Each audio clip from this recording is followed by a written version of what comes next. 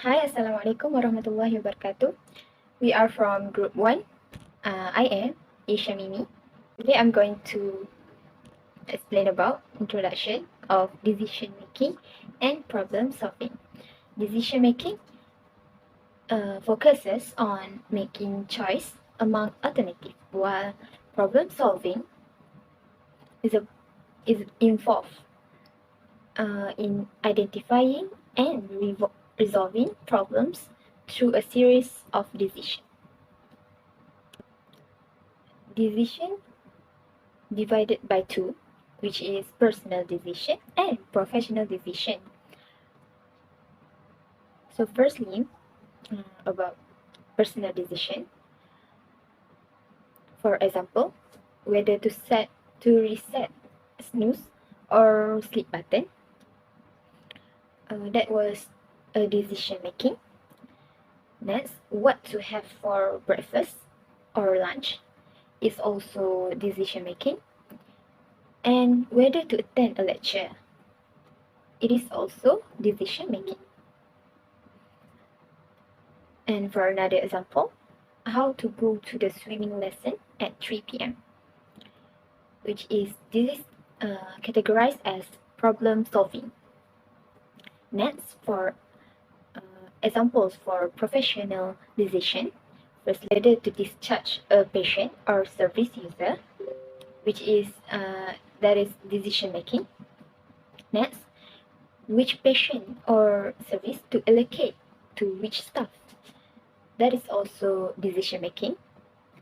But it also considered as problem solving. For the third example, what to tell a patient regarding the condition of their ill baby, that was problem solving. The last one, whether the next shift is covered. That is example for the last example for professional decision, and it categorized as decision making. Decision divided by two, which is personal decision and professional decision. So firstly, about personal decision. For example, whether to reset snooze or sleep button. That was a decision making. Next, what to have for breakfast or lunch is also decision making. And whether to attend a lecture, it is also decision making. And for another example, how to go to the swimming lesson at 3 p.m., which is categorized as problem solving. Next, for examples for professional decision, first whether to discharge a patient or service user, which is that is decision making. Next, which patient or service to allocate to which staff, that is also decision making. But it also considered as problem solving. For the third example, what to tell a patient regarding the condition of Okay, this slide will show distance between decision making and problem solving. So what is problem solving? Problem solving involves diagnosing a problem and solving through a set of decisions may require one or one more correct solution. Selalunya mereka akan ada few option, cause dorang tak tahu apa yang the best one, so dorang situ akan dorang pilih the best one. So about decision making is made involve a problem as a number of decisions made routinely without seeing them as a problem. Selalunya tak semestinya involve problem but always involve isolating one specific decision and related action. Decision making is a subset of problem solving. Maksudnya decision making and problem solving ini berkait rapat dengan antara satu sama yang lain. In this slide, I will elaborate about differences between micro, decision meso and also macro decision. So for micro is a similar or sub decision that need to be made to complete a bigger decision. So maksudnya mikro ni dia from a level individual perspective, small of decision.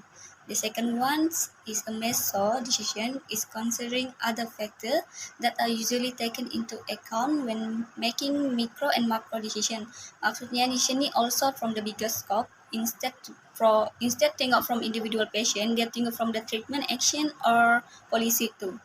So we moving to the third decision, which is macro decision, is a major decision and tend to involve and affect more people and take longer to complete. So this type of decision is concerned on education and resources, on organization, and hospital. The thing that we have considered in decision making is ethic. There are 5 of basic principles of care ethic.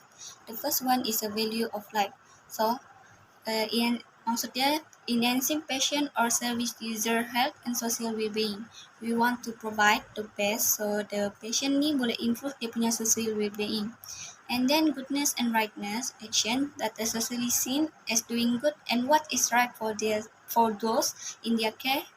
And the third one is justice and fairness. Maksudnya di sini kita perlu adil terhadap semua orang, tidak kira bangsa, agama, dan warna kulit lah. Okay, and the next one is truth telling and honesty. Of course lah, bila kita buat decision ni, we need to tell them benda yang jujur dan betul.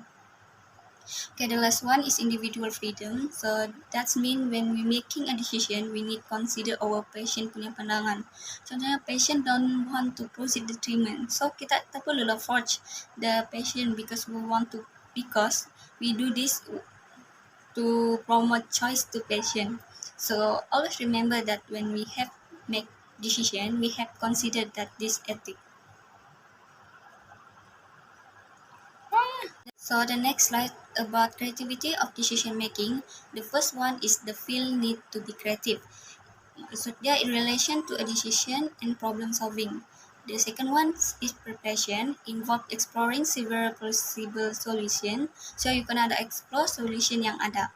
Okay, the third one is incubation, a period of pondering over solution after all potential solution have been identified.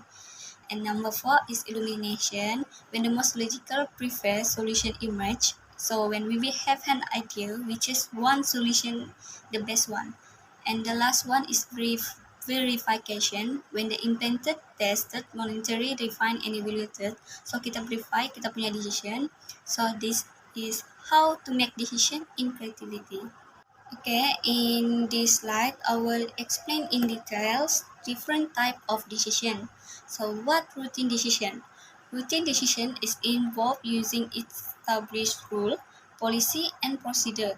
Contohnya lah, nurse kan sila give the medicine to patient. So what they gonna do? Mereka akan refer to policy and procedure yang mereka buat tu. So moving the second part is adaptive decision. Made when both problems and alternative solution are somewhat unusual or only partly unusual. Contohnya budak 17 tahun ni dia get Alzheimer, kan jarang-jarang berlaku. So how to deal this situation? Jadi mereka akan deal with a similar case yang sebelum ni or past incident case tu. And the last one is innovative decision, made when unusual, unclear, unprecedented, and creative novel solution are required. Contohnya warga emas ni tiba-tiba banyak dalam satu hospital. So what they want to do to pretend that because it never happened and unclear. So mereka akan come with creative and innovative solution. Assalamualaikum, and my name is IZZAH binti MIOR HUSSEIN, and I'm going to explain about managerial decisions. Managerial decisions include both individual and organizational processes, as the decision may affect both staff and the system within the organizations. At individual level, they need to ensure that they have full knowledge of physiological and psychosocial interface and the skills to run the program. And at organizational level, there will be a need to establish the availability of necessary resources. For example, lecturer needs to prepare the teaching materials and the faculty needs to prepare the class. And next, there are three alternative approaches to the decision-making process. The first one is the rational decision-making model, which is based on logical, well-grounded rational choices that maximize the achievement of objective. For example, if the road is very busy, then the pedestrian may decide to cross the road at the designated crossing points. Secondly is the optimum decision-making approach, which constitutes selecting an approach that aims to produce the best possible outcome for all parties involved. After that is decision-making based on knowledge and intuition. Based on HAM 1988 suggests that we make decisions about a situation based on continuum that has knowledge from empirical studies at one end and intuition at the other. Referred to the figure, cognitive mode 1 to 4 also referred to as well-structured situation, that is scientific experiment, controlled trials, quasi-experiments and system edit tend to be used. And this analysis mode is a slower process and quite accurate. For the less structured situations, included peer edit and intuition tend to be used. According to Banner 2001, experienced professionals are inclined to use intuitive judgment more often with more confidence, and also HAM 1988 indicates that a rational intuitive approach to decision making is primarily determined the complexity of task structure, the ambiguity of this task, and the nature of the presentation of the task. And the first one, if the task is complex, unfamiliar, and the time available is limited, then intuitive approaches are used. And the second one, when ample clues about the situation are available, which is less ambiguous, and the situation can be addressed as subtasks, then analytical approaches can be taken. And the third one, lastly, novice is tend to problem solving. To use on the other hand, rules and guidelines such as practical knowledge and wide experience and intuition professional. And the fourth one, intuitive knowledge is related to patterns of personal knowledge, and it's referred to be preferred to use sudden perceptions and guidelines such as practical knowledge or wide expert and care professional. Assalamualaikum, my name is NURALIA IZZATI BINTI SUKOR. I will present the next slide. The next slide is group decision making. Decision is made to choose from different options and implement. Example, multidisciplinary team meeting to discuss patient or service user progress, transfer of care options. After having the proper conversation, a decision also is taken as a group after the appropriate discussion, as cooperation by a number of people may be required. Nevertheless, it might have its limitation in which they are time-consuming and can lower than decisiveness that leaders are expected to manifest. In addition, decision-making approach are also depend on leadership style. After that, decision-making process have 7 problem-solving spiral, which is first, identifying the problem. Second, gathering data to analyze the causes and consequences of the problem. Third, exploring alternative solution. Fourth, evaluating the alternative. Fifth, selecting the appropriate solution. Sixth, implementing the solution. Seventh, evaluating the solution. For the next slide is competing challenge and conflict. What are the causes? First, numerous decisions that are continually being made by different care professionals in the day-to-day provision of care in various departments. Second, each employee and subgroup in the organization is in some way different from one another, and each have their own belief, perception, thought, expectation, and aspiration about the organization. Third, conflict originates from the Latin word configure, which means clash, contend, fight, or struggle. Fourth, it could mean don't agree, argument, different properties. different attitude, different perception, ineffective or lack of communication. Also, incompetent challenge and conflict, Marcus and Hanston 2015 indicate that conflict is the internal or external discord that result from difference in ideas, value or feelings between two or more people. It is deliberate behavior intended to obstruct the achievement of another person's goal. Conflict can be based on the incompatibility of goals of two or more parties and arises from opposing behavior. It can occur at individual, group or organization level, and there can be negative or positive outcome. There are a few incidents and sources of conflict. First, two members of staff wanting to be nominated for the same professional development course.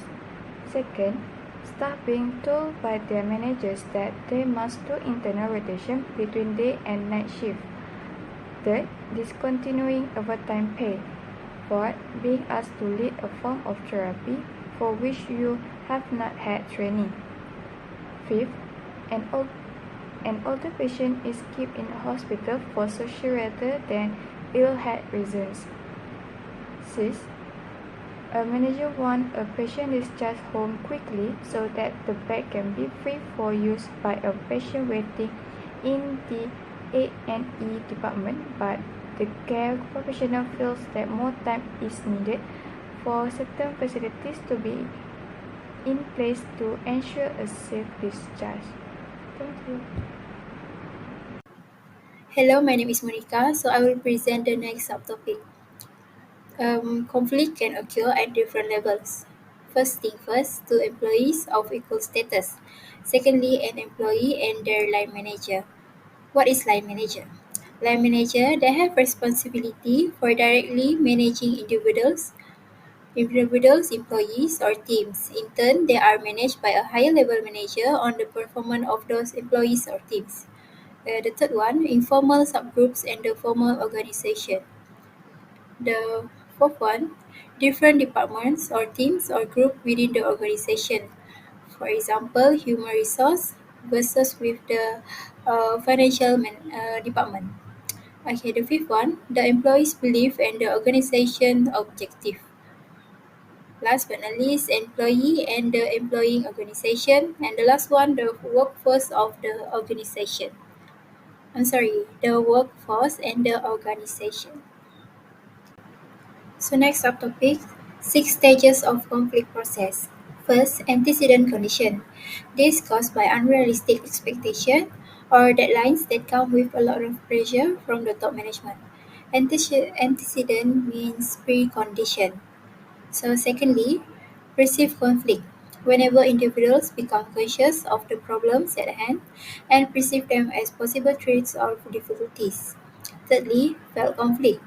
Individuals get more personally affected by the conflict as it worsens and causing strong emotion of aggressiveness. So this like they start to feel stress. The fourth one, manifest behavior or showing behavior. The point at which a disagreement is made obvious to others is known as manifest conflict. This phase is distinguished by overheat behavior like disputes, arguments, or even avoidance. So they start to become rebellious. The fifth one, conflict resolution or suppression. At this point, the problem at hand must be solved in a way that all parties can agree with as well. Active listening, clear communication, and a willingness to make compromises as necessary for effective dispute resolution. So lastly, resolution aftermath. An episode of conflict has an aftermath, which can have either a positive or negative result. So this is the decision must be important in order to satisfy both parties that were in a conflict or argument. However, there are also general positive outcomes of conflict that could happen include increased problem-solving ability through being forced to search for new approaches. This not only apply to the employees but also apply to the top management as they need to find a way to solve problems that happen in the workplace. Secondly, other underlying problems being brought to the surface and getting resolved. So as a conflict happen, there will also another problems that will be brought to the surface and getting resolved.